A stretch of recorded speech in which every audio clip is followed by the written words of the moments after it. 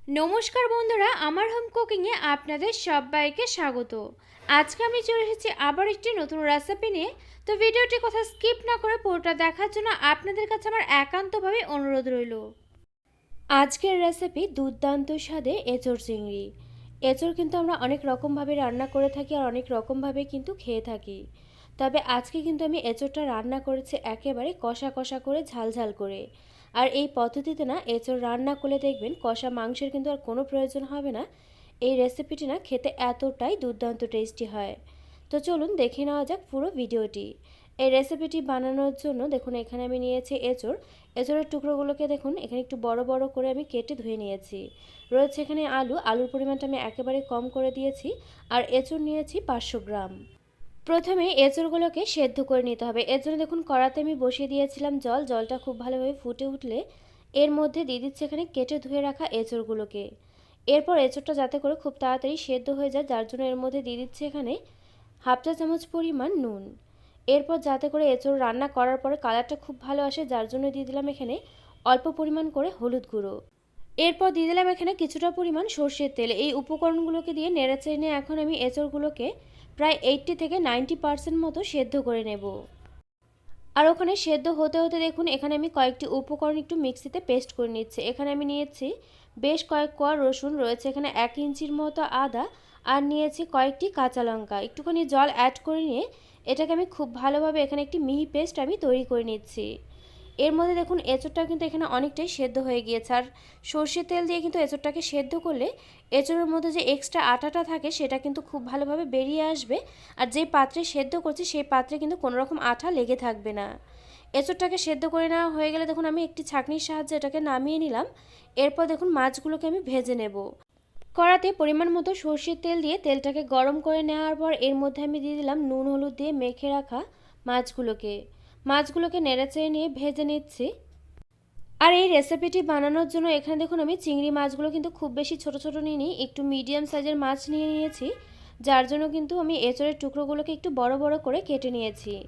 মাছগুলোকে তুলে নিলাম। এরপর দেখুন এ কড়াতে আমি আবারও কিছুটা পরিমাণ তেল অ্যাড করে দিয়ে এর মধ্যে দিয়ে দিলাম কেটে রাখা আলুর আলুগুলোকে নেড়েচেড়ে নিয়ে খুব ভালোভাবে একটু লাল লাল করে ভেজে নিতে হবে। আর এই আলুটা কিন্তু ভাজার সময় এখানে আমি কোনো রকম নুন বা হলুদ গুঁড়ো ব্যবহার করিনি। এভাবে কিন্তু আলুগুলোকে আমি ভেজে তারপর তুলে নিলাম। এরপর তেলে দিয়ে দিচ্ছি এখানে আমি ভাপিয়ে রাখা এঁচোড়গুলোকেও নেড়েচেড়ে নিয়ে লালচে রং ধরা পর্যন্ত খুব ভালোভাবে একটু ভেজে নেব। আর যেহেতু এঁচোড়গুলোকে খুব ভালোভাবে ভাপিয়ে নেওয়া আছে, যার জন্য কিন্তু উনুন আঁচটা এই সময় হাই ফ্লেমেতে রেখে খুব ভালোভাবে নেড়েচেড়ে নিয়ে এঁচোড়গুলোকে ভেজে নিতে হবে। এখানে দেখুন এঁচোড়গুলো কিন্তু লালচে রং ধরে গেছে, খুব ভালোভাবে ভেজে নেওয়া হয়ে গিয়েছে। এখন আমি এগুলোকে তেল থেকে তুলে রাখছি। এরপর আমি কড়াটাকে ধুয়ে দেখুন আবারও বসিয়ে দিয়েছি। কড়াতে আমি দিয়ে দিয়েছি বেশ কিছু পরিমাণ সর্ষের তেল। তেলটা এখানে গরম হলে এর মধ্যে আমি ফোড়নে দিয়ে দিলাম এলাচ, দারচিনি, লবঙ্গ, দিয়ে দিলাম একটি তেজপাতা, শুকনো লঙ্কা, আর দিয়ে দিলাম গোটা জিরে। ফোড়নটাকে নেড়েচেড়ে নিয়ে খুব ভালোভাবে একটু ভেজে নেব। ফোড়ন থেকে যখন খুব সুন্দর একটা মিষ্টি গন্ধ বেরোতে শুরু করবে তখন এর মধ্যে দিয়ে দিচ্ছি এখানে আমি দুটো বড় সাইজের পেঁয়াজ কুচি। আর এখানে দেখুন পেঁয়াজটা কিন্তু আমি খুব ভালোভাবে একটু মিহি করে কুচিয়ে নিয়েছি। আর পুরো পেঁয়াজটা কিন্তু অবশ্যই করে চেষ্টা করবেন এভাবে কুচিয়ে এই রান্নাটাতে ব্যবহার করার। পেঁয়াজটাকে নেড়েচেড়ে নিয়ে একটু দেখুন লাল লাল করে আমি ভেজে নিলাম।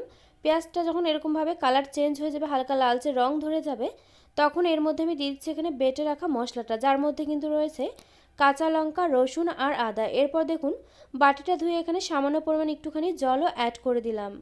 এরপর দেখুন পেঁয়াজের সঙ্গে আমি মশলাটাকেও নেড়েচেড়ে নিয়ে খুব ভালোভাবে একটু মিশিয়ে নিলাম। আর অল্প একটুখানি জল দিলে কি হবে, মশলাটা খুব ভালোভাবে কষানো যাবে। আর যে গুঁড়ো মশলাগুলো এখানে আমি ব্যবহার করব সেগুলো কিন্তু পুড়েও যাবে না। এরপর দিয়ে দিলাম এখানে দেখুন স্বাদ মতো নুন, দিয়ে দিচ্ছি এখানে হাফ চা চামচ পরিমাণ হলুদ গুঁড়ো, একই সঙ্গে দিয়ে দিলাম এখানে হাফ চা চামচ পরিমাণ লঙ্কা গুঁড়ো, দিয়ে দিচ্ছি এখানে অল্প পরিমাণ করে একটুখানি কালারের জন্য কাশ্মীরি লঙ্কা গুঁড়ো, দিয়ে দিলাম এখানে হাফ চা চামচ পরিমাণ জিরে গুঁড়ো, একই সঙ্গে দিয়ে দিচ্ছি এখানে হাফ চা চামচের একটু কম পরিমাণ করে ধনে গুঁড়ো। সমস্ত গুঁড়ো মশলাগুলোই দেখুন দিয়ে দেওয়া হয়ে গিয়েছে। এখন আমি নেড়েচেড়ে নিয়ে এগুলোকে একটু সময় নিয়ে খুব ভালোভাবে কষিয়ে নেব। আর মশলাটা কিন্তু যতটা ভালো কষানো হবে ততটা ভালো কিন্তু রান্নার টেস্টটাও হবে। দেখুন নেড়েচেড়ে নিয়ে আমি কষিয়ে নিয়েছি বেশ কিছু সময় ধরে। মশলা থেকে কাঁচা গন্ধটাও চলে গিয়েছে, মশলা থেকে কিন্তু তেলও ছাড়তে শুরু করেছে। এরপর আমি এর মধ্যে দিয়ে দিলাম একটি বড় সাইজের টমেটো বাটা। টমেটো বাটাটাকে দিয়ে দেখুন আবারও আমি নেড়েচেড়ে নিয়ে বেশ কিছু সময় ধরে একটু কষিয়ে নেব, যাতে করে টমেটোর কাঁচা গন্ধটা চলে যায়। এখানে দেখুন বেশ কিছু সময় ধরে কষিয়ে নিয়েছি, এখানে কিন্তু মশলাটা কিন্তু খুব ভালোভাবে কষিয়ে নেওয়া হয়ে গিয়েছে। এরপর আমি এর মধ্যে দিয়ে দিলাম 3টে গোটা রসুন, একই সঙ্গে দিয়ে দিলাম ভেজে রাখা আলু আর এঁচড়গুলোকেও।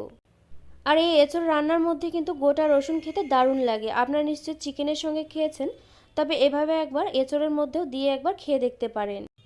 এরপর কিন্তু উনুনের আঁচটা আমি মিডিয়াম ফ্লেমেতে রেখে 5-6 মিনিট ধরে আবারও সমস্ত কিছুকে খুব ভালোভাবে কষিয়ে নিয়েছি। কষিয়ে নেওয়া হয়ে গেলে এরপর আমি এর মধ্যে অ্যাড করে দিচ্ছি এখানে পরিমাণ মতো জল। আর এই রান্নাটাতে কিন্তু এখানে আমি গরম জল ব্যবহার করেছি। জল দেওয়ার পর এর মধ্যে দিয়ে দিলাম এখানে ভেজে রাখা মাছগুলোকে। এরপর দেখুন সমস্ত কিছুকে আমি খুব ভালোভাবে একটু নেড়েচেড়ে নিয়ে মিশিয়ে নিচ্ছি। নেড়েচেড়ে মিশিয়ে নেওয়া হয়ে গেলে এখন আমি উনুনের আঁচটা মিডিয়াম ফ্লেমেতে রেখে এভাবে ঢাকা চাপা দিয়ে রান্নাটা হতে দেব 7 থেকে 8 মিনিট মতো। ফিরে এলাম 7 থেকে 8 মিনিট পর। এখানে দেখুন ঝোলটা কিন্তু অনেকটাই কমে এসছে, আর এখানে কিন্তু আলু এঁচড় সমস্ত কিছু কিন্তু খুব ভালোভাবে নরম হয়ে গিয়েছে। রান্নাটাও কিন্তু এখানে প্রায় হয়ে গিয়েছে। এরপর আমি শেষের উপর দিয়ে ছড়িয়ে দিলাম এখানে গরম মশলা গুঁড়ো, দিয়ে দিচ্ছি এখানে 1 চা চামচ পরিমাণ ঘি। আর এই এঁচড় রান্নাটাতে কিন্তু এই ঘিটা কোনোভাবে স্কিপ করা যাবে না, কারণ এই ঘিটা দেওয়াতে কিন্তু এই রান্নার খুব সুন্দর একটা ঘ্রাণও হবে, আর রান্নাটা কিন্তু খেতেও দুর্দান্ত হবে।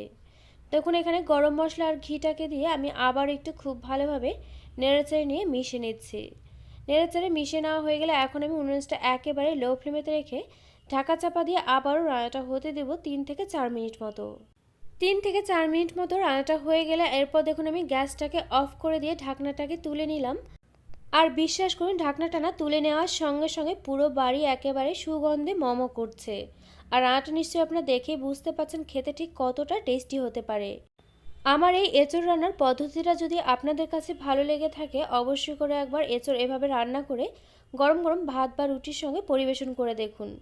আশা করছি একবার খেলে এর স্বাদ কিন্তু মুখে লেগে থাকবে। তো আমার এই রেসিপিটি আপনাদের কাছে কেমন লাগলো অবশ্যই একটি লাইক দিয়ে কমেন্ট করে জানাতে কিন্তু ভুলবেন না, কারণ আপনাদের একটি লাইক একটি কমেন্ট কিন্তু আমাকে এরকম নতুন নতুন ভিডিও বানাতে আরও অনেক বেশি উৎসাহিত করবে। পাশে থাকা বেল আইকন অবশ্যই প্রেস করে দেবেন, এতে করে আমার নিত্য নতুন ভিডিওর আপডেট আপনাদের কাছে পৌঁছে যাবে সবার আগে।